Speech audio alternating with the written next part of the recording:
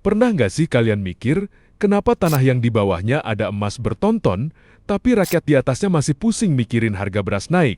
Ini adalah Bolaang Mongondoraya, lumbung beras Sulawesi Utara, punya cadangan emas yang gila-gilaan, dan potensi panas bumi yang dilirik investor dunia. Di atas kertas, harusnya daerah ini jadi Katarnya Sulawesi. Tapi faktanya, data BPS menunjukkan angka kemiskinan dan pengangguran yang aneh untuk daerah sekaya ini. Apakah ini cuma salah urus? Atau ada tangan tak terlihat yang sengaja menjaga daerah ini tetap bergantung pada pusat? Di ekonomi, ini namanya resource curse atau kutukan sumber daya alam, dan hari ini kita akan bongkar kenapa emas di tanah Totabuan justru bisa jadi racun buat dompet kalian.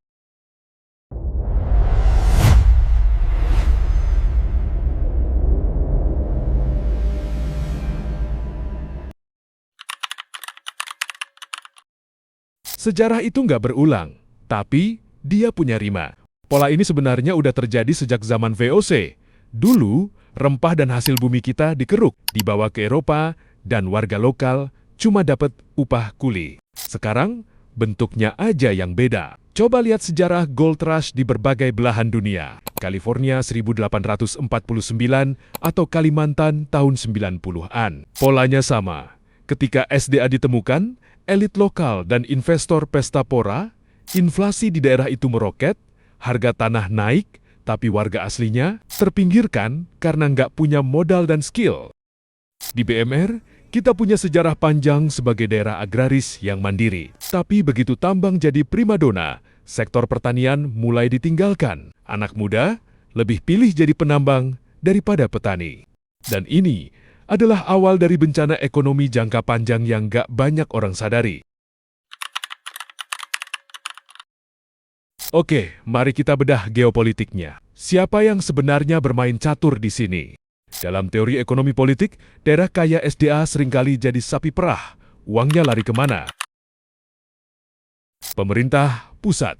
Ya, lewat pajak dan royalti perusahaan besar, yang balik ke daerah lewat DBH atau dana bagi hasil seringkali nggak sebanding dengan kerusakan lingkungannya. Elit regional. Ya, tanpa otonomi penuh, keputusan strategis soal izin tambang dan tata ruang seringkali nyangkut di birokrasi tingkat provinsi. Ini yang bikin posisi tawar BMR jadi lemah. Kita punya asetnya, tapi nggak pegang kuncinya. Akibatnya, infrastruktur jalan sering rusak dilewati alat berat, tapi perbaikannya nunggu anggaran turun yang lama banget.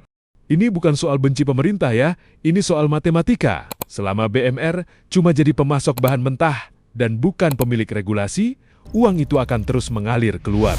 Atau bahasa ekonominya, capital flight. Uangnya didapat di Bolmong, tapi dibelanjakannya di Manado atau Jakarta. Terus, apa ngaruhnya ke dompet lu yang lagi nonton di kosan atau di warkop? Banyak. Daerah tambang itu punya penyakit bawaan namanya Dutch disease. Ketika sektor tambang booming, sektor lain pertanian dan UMKM mati suri karena biaya hidup jadi mahal. Inflasi, gaya hidup. Orang mendadak kaya dari tambang, belanja konsumtif, harga barang di pasar ikut naik. Lu yang gajinya UMR atau petani biasa, bakal kepaksa ikut bayar harga mahal itu. Ketergantungan. Kalau besok harga emas dunia anjlok atau cadangannya habis, ekonomi daerah ini bakal kolaps karena nggak punya fondasi lain. Bayangin, lu punya emas, tapi lu harus beli beras mahal dari luar karena sawah lu udah jadi lubang tambang. Itu definisi miskin di atas harta karun. Jadi, apakah kita harus anti tambang?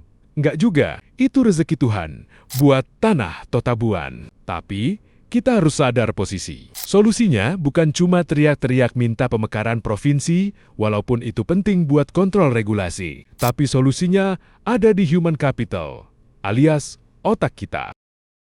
Investasi leher ke atas. Jangan cuma jago gali tanah. Pelajari manajemen, pelajari teknologi pengolahan, pelajari marketing, biar kita yang mengelola bukan cuma jadi buruh kasar. Diversifikasi. Kalau lu dapet cuan dari tambang, jangan beli motor baru doang. Beli tanah pertanian, bikin bisnis real, putar uangnya di sektor yang sustainable.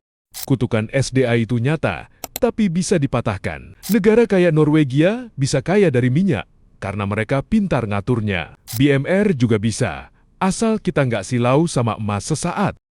Gua Ridwan Nurhamidin, invest smart, dan jangan mau jadi penonton di tanah sendiri. Peace.